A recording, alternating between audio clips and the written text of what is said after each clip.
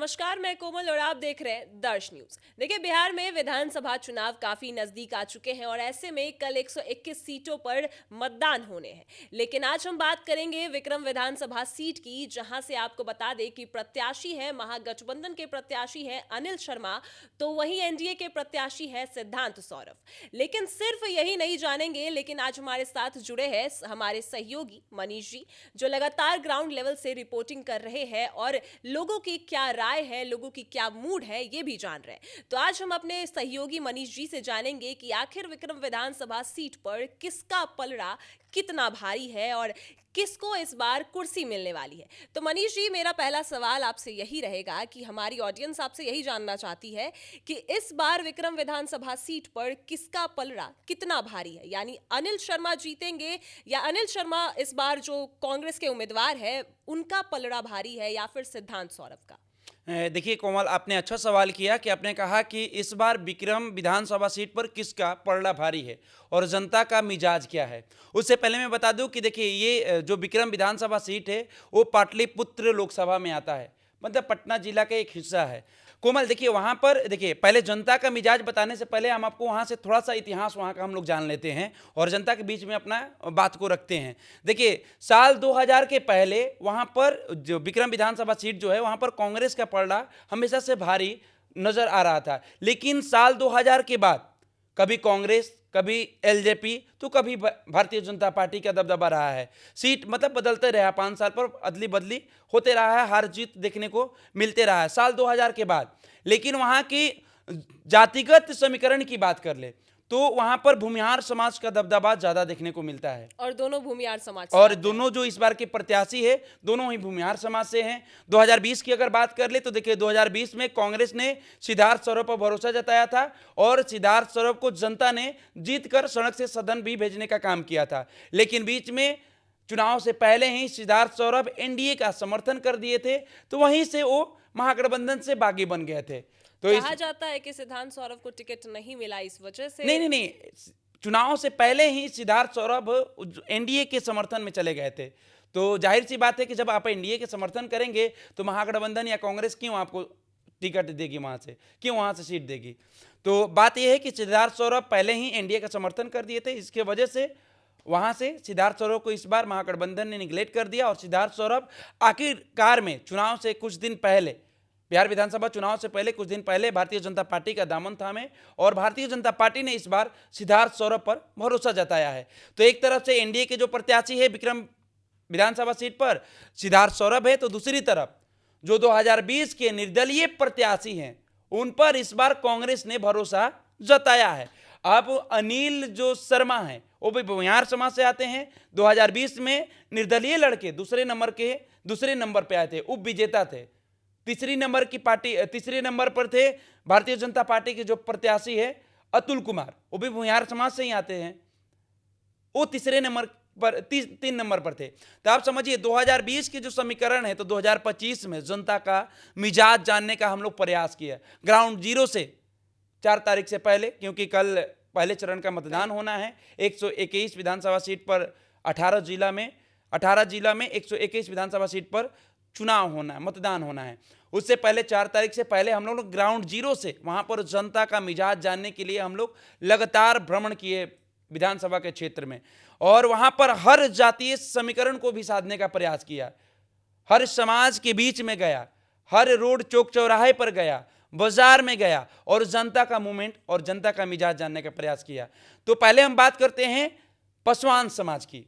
देखिए, पासवान समाज, जो चिराग पासवान कहते हैं कि हम बिहारी फर्स्ट की बात करते हैं, पासवान समाज कहता है कि जिधर चिराग रहेंगे उधर हमारी जाति रहेंगी। लेकिन इस बार पासवान जाति वहां से एनडीए के प्रत्याशी से नाराज दिख रहे हैं, साथ साथ चिराग पासवान से भी वहां पर नाराजगी जता रहे हैं। तो इसका फायदा सीधा तौर पे महागठबंधन को मिलने जा रहा है। ऐसे मनीष जी, सिद्धांत सौरभ पहले कांग्रेस मतलब महागठबंधन के साथ थे, तो उनका पलड़ा तो ज्यादा भारी होना चाहिए था, क्योंकि पहले महागठबंधन से वो जीते, फिर अब भाजपा में गए, तो भाजपा की सरकार भी, एनडीए सरकार भी है अभी। कोमल, कैसे पलड़ा भारी होगा? महागठबंधन के वो 2020 में प्रत्याशी थे, इसलिए जनता ने उन पर भरोसा जताया और सड़क से सदन भेजने का काम किया। लेकिन जनता ने तो जिताया उनको, सड़क से सदन तक भेजने का काम किया, लेकिन जनता के बीच में सिद्धार्थ सौरभ उस तरह से अपना वर्चस्व नहीं जमा पाए ना। विकास की बात भी करेंगे हम लोग, विकास के मुद्दे पर भी जनता वहां पर बोलते आई कि विकास से वंचित है, शहरी क्षेत्र है और विकास से वंचित है विक्रम विधानसभा। तो सिद्धार्थ सौरभ से नाराजगी जनता में है। अनिल कुमार को लेकर, जो अनिल शर्मा है, उनको लेकर जनता ये भी कहते हुए नजर आई कि देखिए अनिल कुमार ऐसे नेता हैं कि 12 बजे रात को अगर आप फोन करते हैं, कोई इमरजेंसी हो, तो जिस भेष में रहते हैं तुरंत जनता के बीच में पहुंचते हैं। तो जनता और क्या चाहती है? जनता नेता से यही चाहती है कि भाई जो हमारे उम्मीदवार हैं, जो हमारे विधायक है, जब भी हम उनको याद करें तो हमारे पास आ जाएं। विकास के मुद्दे पर जो चर्चा करे तो उसमें विकास का काम करके वो हम लोग के जनता के बीच में रख दे। जनता यही चाहती है। लेकिन 2025 में कोमल समीकरण फिर से बदलते हुए नजर आ रहा है और 2025 में जनता इस बार जो महागठबंधन के प्रत्याशी है अनिल शर्मा पर भरोसा जताते हुए नजर आ रही है। चाहे वो भूमिहार समाज की बात कर ले, पासवान समाज की बात कर ले। ऐसे तो हम लोग बता दिए हैं, पहले भी बता दिए हैं कि देखिए अगर जातिगत समीकरण की बात कर ले तो भूमिहार समाज का दबदबा वहां पर ज्यादा देखने को मिलती है और भूमिहार समाज जिधर रुख करते हैं जीत उनका फाइनल माना जाता है। लेकिन आप पासवान समाज को भी कम में नहीं आंक सकते हैं, क्योंकि पासवान समाज का भी 500 घर पासवान समाज का है वहां पर है, तो 500 घर में समझ सकते हैं। तो पासवान समाज का भी वहां दबदबा है, साथ ही साथ यादव समाज का दबदबा है। जिस तरह से लालू यादव हर मन से कहते हुए नजर आते हैं कि यादव समाज टूटे वाला चीज है, तो समझिए यादव समाज जाहिर सी बात है कि वो महागठबंधन की तरफ रुख करेंगे। कोयरी समाज की अगर बात कर ले तो कोयरी समाज में 50-50 का आंकलन किया जा रहा है कि 50% महागठबंधन के साथ जाएंगे और 50% एनडीए के साथ जाएंगे। आपने 50-50% का बात किया तो इसी पर मेरा एक सवाल कोयरी है। समाज के लोग की बात हम कर रहे हैं। हाँ, ठीक है। मेरा इसी पर सवाल है कि आखिर आप परसेंटेज में बताइए कि अनिल शर्मा को कितना मिल सकता है, वहीं सिद्धार्थ सौरभ को कितने इस बार परसेंटेज मिल सकती है। लोगों की आपने राय जानी, लगातार ग्राउंड लेवल से रिपोर्टिंग भी कर रहे हैं, तो ऐसे में किसके तरफ ज्यादा पलड़ा भारी है, अनिल शर्मा को या फिर ज्यादा सिद्धार्थ सौरभ को? देखिए कोमल, आपने अच्छा सवाल किया। देखिए अगर आंकड़ा की बात करें तो व्यक्तिगत उम्मीदवार का जो दिलचस्पी है उस क्षेत्र में, तो उसमें अनिल शर्मा का पलड़ा भारी होते हुए नजर आ रहा है। यानी 90-100 कह सकते हैं कि एक तरफ 90% है, यानी नहीं 90 नहीं कह सकते हैं, इसमें भी आप 70-30 का आंकड़ा कर सकते हैं, क्योंकि नाराजगी जो है भी है तो कहीं सिद्धार्थ सौरभ को लोग तारीफ भी करते हुए नजर आ रहे हैं, लेकिन विकास के मुद्दे पर सिद्धार्थ सौरभ को घेरते हुए जनता नजर आ रही है। और सिद्धार्थ सौरभ व्यक्तिगत रिलेशन की बात करें तो जनता के बीच में अनिल शर्मा का वर्चस्व ज्यादा ही दिख रहा है। चाहे किसी समाज की बात कर ले, वो यादव समाज में भी अपना वर्चस्व जमाए हुए हैं, वो कोयरी समाज में भी अपना वर्चस्व जमाए हुए हैं, वो पासवान समाज में भी अपना वर्चस्व जमाए हुए हैं। आपको बता दे रविदास समाज में भी उनका वर्चस्व ज्यादा है। तो ऐसे में पलड़ा जो है जो अनिल शर्मा का है वो भारी अभी तक नजर आ रहा है। ऐसे में कल मतदान है, कल मतदान केंद्र पर मुद्दा किस मुद्दे पर जाएगी जनता, और जो 14 तारीख का परिणाम आएगा तो भी हम लोग के पास सामने आ जाएगा कि हम लोग जो। और मनीष जी एक और सवाल है कि आखिर जनता, विक्रम विधानसभा की जनता किस मुद्दे पर वोटिंग कर रही है इस बार? देखिए विकास का मुद्दा है, नली गली से लोग प्रभावित है, शहरी इलाका क्षेत्र माना जाता है, स्वास्थ्य वंचित है, तो विकास के मुद्दे पर विधायक को घेरते हुए नजर वहां की जनता आई। विकास की चर्चा कर ले, देखिए एक रोड बनाने से वहां विकास नहीं कर सकते हैं। नली गली की जो हालात है, अति पिछड़ा समाज में, दलित महासमाज में जो वहां पर आवागमन, नली गली का समस्या ज्यादा है, तो वो लोग नाराजगी जता रहे हैं कि सिद्धार्थ सौरभ हमारा काम विकास नहीं किए थे, जताया, उनको जिताया, लेकिन वो हम लोग को साथ नहीं दे रहे हैं। तो नाराजगी वहां के प्रत्याशी से भी है, एनडीए से भी है।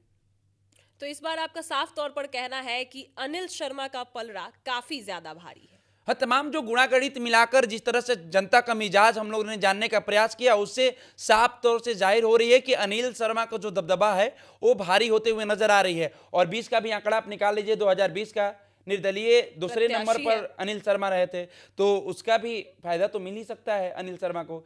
तो कहीं ना कहीं इस बार विक्रम विधानसभा में फिर से एक बार महागठबंधन अपना वर्चस्व जमाते हुए नजर आ रही है। फिलहाल देखना होगा कि सिद्धार्थ सौरभ जो है वो कितना अपना प्रभाव छोड़ पाते हैं, और बीजेपी ने जो जिन पर भरोसा जताया है, अब बीजेपी के लिए वो कितना कारीगर साबित होते हुए नजर आएंगे।